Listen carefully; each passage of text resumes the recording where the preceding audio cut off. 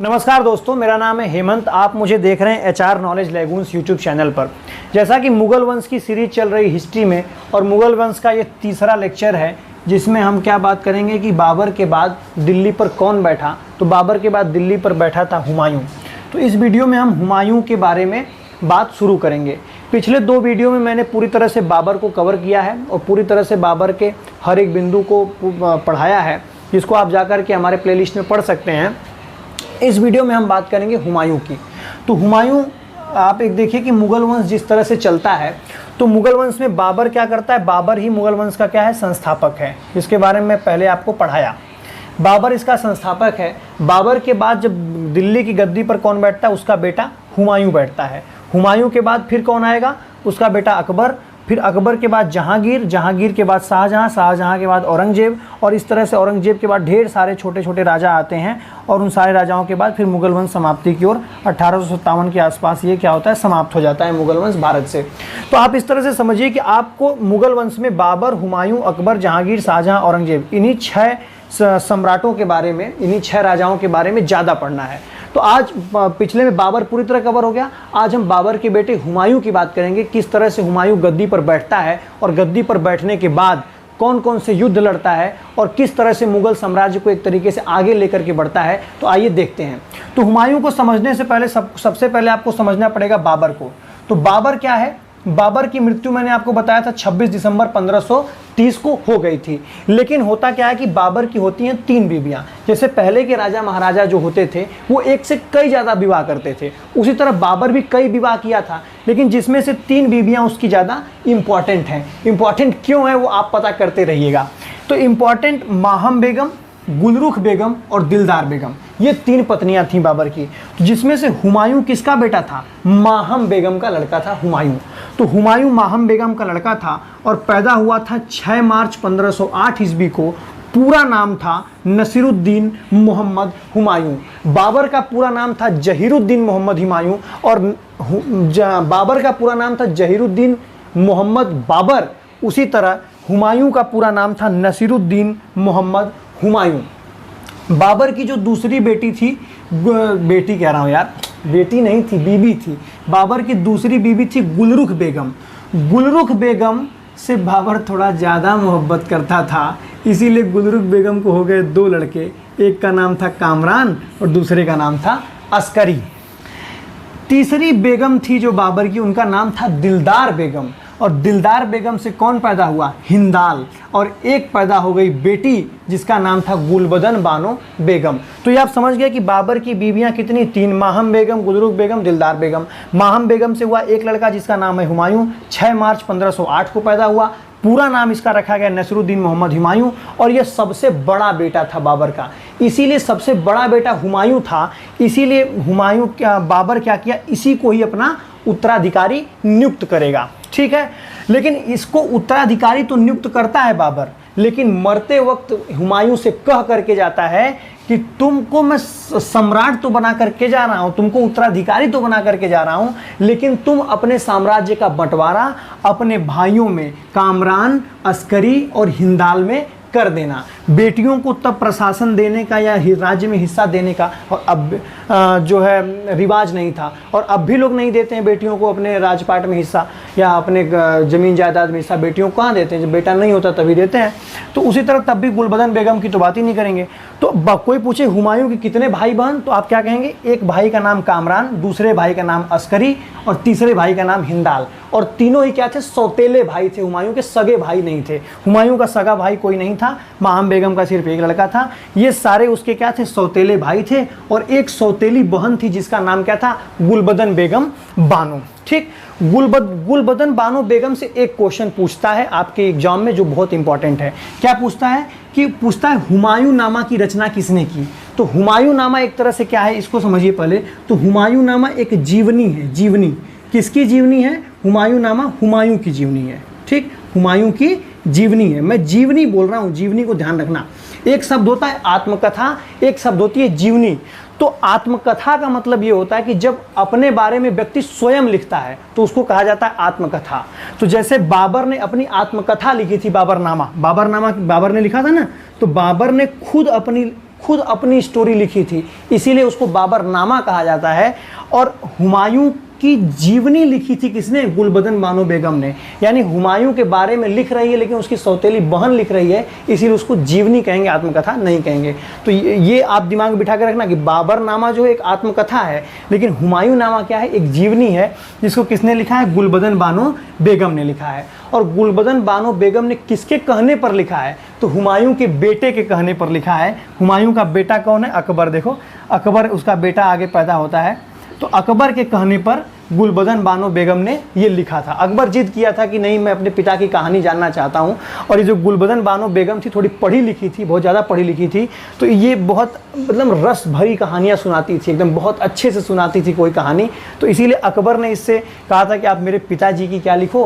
अकबर की बुआ थी एक तरीके से ना, इसके पिता, अकबर के पिता की बहन उसकी बुआ, और सौतेली बुआ थी गुलबदन बानो बेगम। अकबर महान जिसको कहते हैं, अब महान है कि नहीं है वो तो डिबेट का विषय है, लेकिन अकबर को महान कहते हैं। तो अकबर अपनी बुआ गुलबदन बानो बेगम से कहता है कि आप मेरे पिताजी की जीवनी लिखिए। तो इसीलिए गुलबदन बानो बेगम अपने भाई हुमायूं की जीवनी लिखती है। किस नाम से लिखती? हुमायूं नामा के नाम से लिखती है, अकबर के कहने पर लिखती है। ये तो गुलबदन बानो का क्वेश्चन कंप्लीट होगा, इससे ज़्यादा गुलबदन बेगम के बारे में कुछ पूछेगा नहीं। अब आओ समझते हैं कि हाँ, बाबर मरते समय तो बोल दिया इनको सम्राट देना। अब देखते हैं कि हुमायूं का राज्याभिषेक कब होता है। तो जैसा कि आप लोग जाने ना कि बाबर कब मरा? 26 दिसंबर 1530 को मर गया, यानी 26 दिसंबर को मरा, और 26 दिसंबर के 4 दिन बाद किसका राज्याभिषेक हुआ? हुमायूं का राज्याभिषेक। तो 30 दिसंबर 1530 को, या आप इस तरह से कनेक्ट करके याद करेंगे ना कि 26 दिसंबर 1530 को बाबर मर गया, फिर उसके 4 दिन बाद 30 दिसंबर को हुमायूं गद्दी पर बैठा, तो थोड़ा डेट याद करने में आसानी हो जाएगी। बहुत लोगों को समस्या होती है ना इतिहास में डेट कैसे याद करें, तो डेट को कनेक्ट करके याद करते हैं। ठीक है, डेट कैसे कनेक्ट करेंगे कि बाबर मरा 26 दिसंबर को, 26 दिसंबर को मरने के 4 दिन बाद, उनको दफनाने के बाद 4 दिन बाद हुमायूं क्या हुआ? गद्दी पर बैठ गया। तो वो कौन सा दिन था? 30 दिसंबर 1530 को गद्दी पर हुमायूं बैठ जाता है। और उसका राज्याभिषेक कहाँ पर होता है? आगरा नामक जगह पर होता है। आगरा हिंदुस्तान में है, आप मैप पे देख लेना आगरा कहाँ पे है। तो आगरा में हुमायूं का राज्याभिषेक होता है।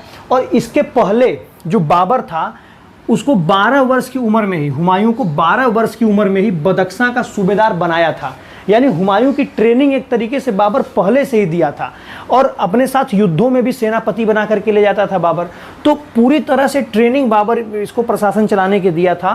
12 वर्ष की उम्र में बदख्शां का सूबेदार बनाया था। और उसके बाद जब 22 वर्ष की उम्र का ये हुआ, देखो 1508 में पैदा हुआ, लेकिन जब 22 वर्ष की उम्र का ये हुआ, यानी 1530 में ये क्या हुआ? गद्दी पर बैठ गया, अपने पिता की गद्दी पर बैठ गया, हुमायूं का राज्याभिषेक हो गया। ठीक, लेकिन हुमायूं, उसका पिता जैसे उसको बोल करके गया था, एकदम वही काम करता है। यानी पूरी तरह से अपनी पिता की आज्ञा का पालन करता है।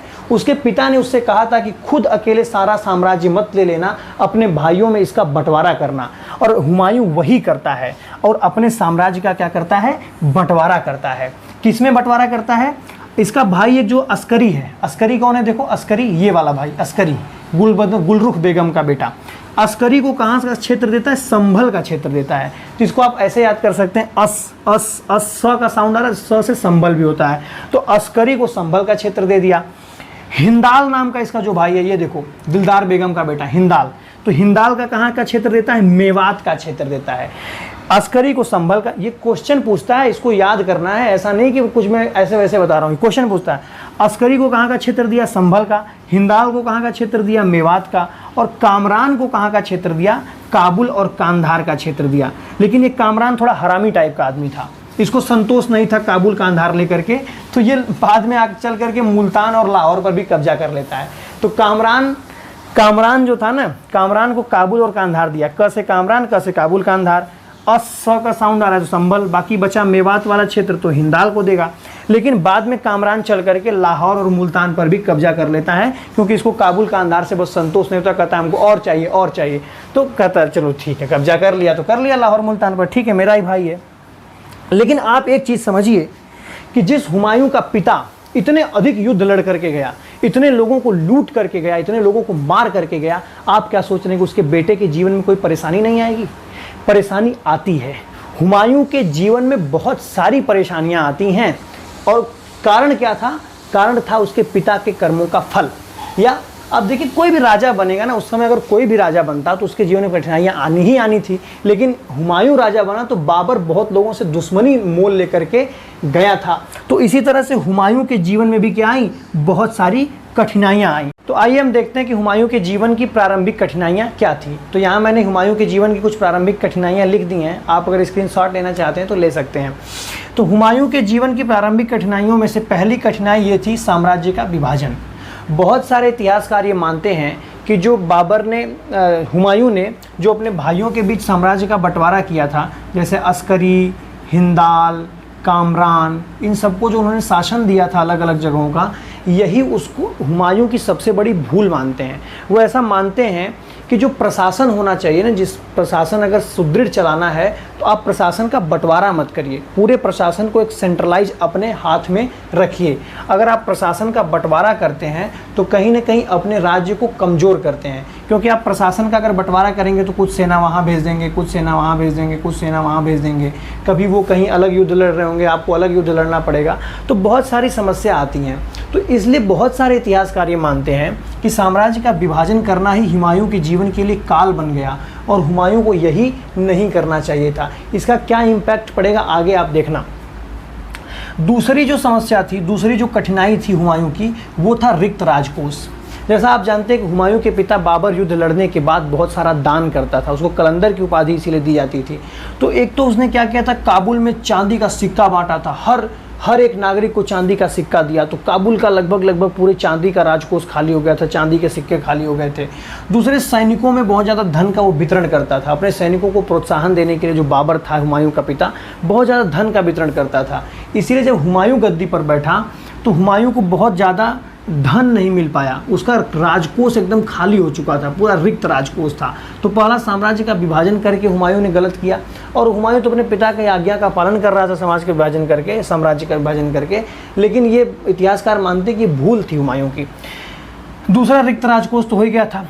तीसरी जो समस्या थी वो राजपूत समस्या थी। बाबर किससे युद्ध लड़ा था, राणा सांगा से युद्ध लड़ा था, लेकिन अंत में जब राणा सांगा का लड़का जो पुत्र रतन सिंह होता है, रतन सिंह कसम खा चुका था कि हमें मुगल वंश को भारत से वापस खदेड़ देना है, क्योंकि उसने मेरे पिता को हराया है। और जिस तरह से राणा सांगा को हराया था बाबर ने, और तो उसका एक तरह से उसके मन में टीस रहती है, इसके पुत्र के मन में, रतन सिंह के मन में, कि मेरे पिताजी इस तरह से हारे थे, काफ़ी बेइज्जती इसको महसूस होती थी। तो रतन सिंह पूरी तरह से कसम एक तरीके से खा चुका था कि मुगल वंश को मैं भारत से उखाड़ करके फेंक दूंगा। तो राजपूतों की समस्या सबसे बड़ी थी हुमायूं के सामने।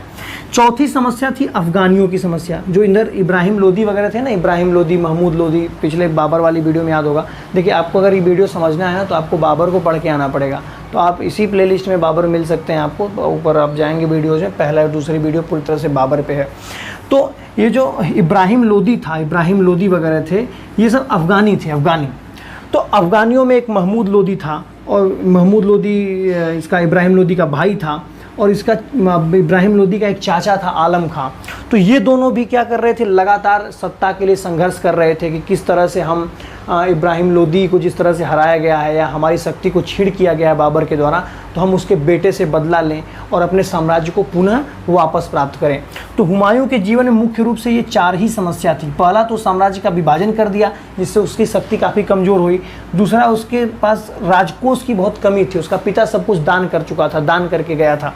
और तीसरी समस्या थी राजपूतों की समस्या, क्योंकि राणा सांगा का जो बेटा था रतन सिंह पूरी तरह कसम खा चुका था कि हुमायूं कि हमें मुगल साम्राज्य को यहाँ से उखाड़ करके बाहर फेंक देना है। उसी तरह से एक अफ़गानियों की समस्या थी। अफ़गानियों में महमूद लोदी एक बाबर से युद्ध लड़ी चुका था, उसमें हारा था, इसीलिए यह भी पूरी तरह से प्रयास कर रहा था कि कैसे भी हम बाबर को नहीं हरा पाए, कम से कम हुमायूं को हरा दें, हुमायूं को हरा करके अपना पुराना राज्य वापस ले लें। इब्राहिम लोदी का चाचा था आलम खां, ये भी चाहता था कि गुजरात वगैरह में जाकर के बहुत प्रयास करता था कि किसी तरह से हमें हुमायूं को हरा दें, हुमायूं को हरा करके क्या करें, गद्दी पुनः प्राप्त कर लें। तो हुमायूं के जीवन में ये सारी समस्याएं थी। इसीलिए एक इतिहासकार थे मेसलन ने क्या लिखा था कि जब बाबर की मृत्यु हो गई तब पुराने मुसलमान राजवंशों की भांति मुगल वंश की जड़ें भी पूरी तरह भारत पर जम नहीं पाई थी, क्योंकि ये सारी समस्याएं तो दे करके गया था बाबर, सिर्फ दिल्ली और आगरा ही थोड़ी ना दे के गया था हुमायूं को, ये सारी समस्या दे कर गया था। और इन्हीं सारी समस्याओं के चलते हुमायूं को बहुत ज़्यादा युद्ध लड़ने पड़ते हैं, बहुत सारी संधियां करनी पड़ती हैं, और क्या क्या हुमायूं के जीवन में कठिनाइयाँ आती हैं वो मैं आगे जब वीडियो बनाऊँगा तो अगली वीडियो में मैं पूरी तरह से हुमायूं के सारे युद्धों को, हुमायूं के निष्कासन को, और फिर से हुमायूं के मुगल वंश की भारत में स्थापना को और अकबर के जन्म की सारी कहानी आपको बताऊंगा। तब तक के लिए मैं विदा लेता हूं वीडियो में। आप देखते रहिए HR नॉलेज लैगून्स। जय हिंद, जय भारत।